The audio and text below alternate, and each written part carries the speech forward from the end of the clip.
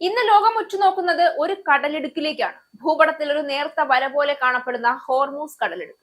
എന്നാൽ ആ നേർത്ത വരയിലൂടെയാണ് ലോക സമ്പദ് വ്യവസ്ഥയുടെ ജീവനാഡികൾ ഒഴുകുന്നത്.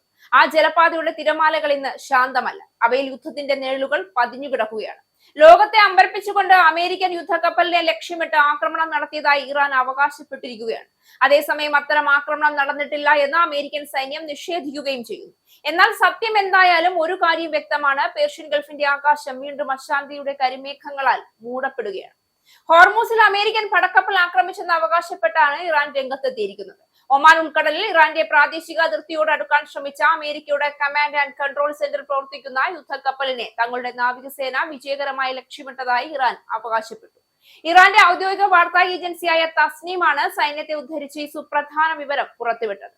അന്താരാഷ്ട്ര കപ്പൽ ചാലുകളിൽ തങ്ങളുടെ വാണിജ്യ കപ്പലുകൾക്ക് നേരെ അമേരിക്ക നിരന്തരം നടത്തുന്ന ആക്രമണങ്ങൾക്കും ഹോർമൂസ് കടലിടുക്കിലെ രാജ്യാന്തര ചട്ടങ്ങൾ US ലംഘിച്ചതിനുമുള്ള ശക്തമായ തിരിച്ചടിയാണിതെന്ന് ഇറാൻ സൈന്യം പ്രസ്താവിച്ചു.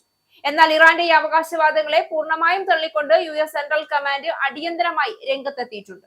ഒമാൻ ഉൾക്കടലിൽ US നാവികസേനയുടെ യുദ്ധക്കപ്പൽ ഇറാൻ ആക്രമിച്ചു എന്ന വാർത്ത തികച്ചും വ്യാജമാണെന്നും ഇറാൻ ലോകത്തിനു മുന്നിൽ കള്ളം പ്രചരിപ്പിക്കുകയാണെന്നും അമേരിക്കൻ സൈനിക വക്താക്കൾ ഔദ്യോഗികമായി പ്രതികരിച്ചിട്ടുണ്ട്.